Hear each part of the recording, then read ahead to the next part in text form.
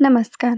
आज आपण B.Ed first year syllabus subject code 101 बाल्यावस्था व वृद्धी अवस्था याचा syllabus, exam paper pattern, cut off कितीचा असतो या सगळ्याची माहिती आज आपण बघणार आहोत. सब्जेक्ट कोड 101 बाल्यावस्था व वृद्धी अवस्था. प्रकरण पहिले, अध्ययनकर्त्याची वाढ आणि विकासाचे आकलन हे प्रकरण पहिले आहे. यामध्ये अध्ययनकर्त्याची वाढ आणि विकास, अनुवंश, सामाजिक अनुवंश, परिस्थिती, सर्वांगीण विकासास चालना, किशोरावस्था, कुमारावस्था या सगळ्यांचा अभ्यास आपल्याला प्रकरण 1 मध्ये करायचा आहे. प्रकरण दुसरे, शिक्षण आणि व्यक्तिभेद. यामध्ये व्यक्तिभेद, सर्वसमावेशक शिक्षण, विशेष गरजा असलेली बालके, व्यक्तिभेदातील शिक्षकाची भूमिका याचा अभ्यास आपल्याला प्रकरण 2 मध्ये करायचा आहे.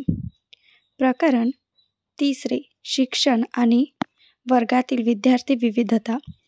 यामध्ये अध्ययनशैली, बहुसांस्कृतिक वाद याचा अभ्यास करायचा आहे. प्रकरण चौथे, बाल्यावस्था आणि वृद्धी अवस्थेचे राजकीय, सामाजिक आणि सांस्कृतिक आयाम.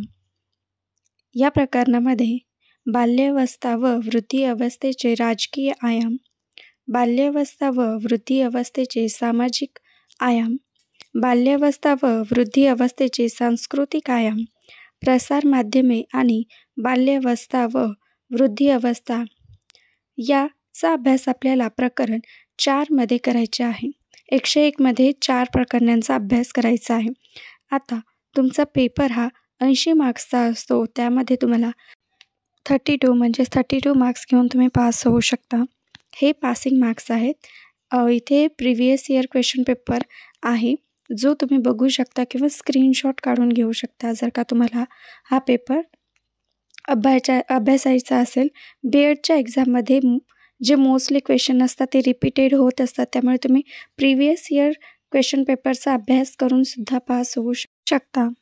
हा जो लेखी क्वेश्चन पेपर असतो तो 80 मार्क्सचा असतो. त्यामध्ये तुम्हाला 4 प्रश्न हे 15 मार्क्सचे सॉल्व करायचे असतात आणि याच्यामध्ये तुम्हाला एका प्रश्नामध्ये 2 ऑप्शन दिलेले असतील. त्या दोन्हीपैकी कोणताही एक तुम्ही सॉल्व करू शकता आणि एका प्रश्नासाठी 15 मार्क्स आहेत असे तुम्हाला 4 प्रश्न सॉल्व करायचे आहेत. त्याला 60 मार्क्स असतील आणि जो शेवटचा 5वा प्रश्न आहे त्याच्यामध्ये तुम्हाला कोणतेही 5 मार्क्सचे सॉल्व करायचे आहेत. त्या शेवटच्या प्रश्नाला 20 मार्क्स आहेत. असा तुमचा B.Edचा क्वेश्चन पेपर असतो. तुम्ही प्रिव्हियस इयर क्वेश्चन पेपर करून सुद्धा पास होऊ शकता. हा व्हिडिओ बघण्यासाठी थँक्यू आणि परत भेटण्यासाठी व्हिडिओला लाईक करा आणि चॅनलला सबस्क्राईब करा.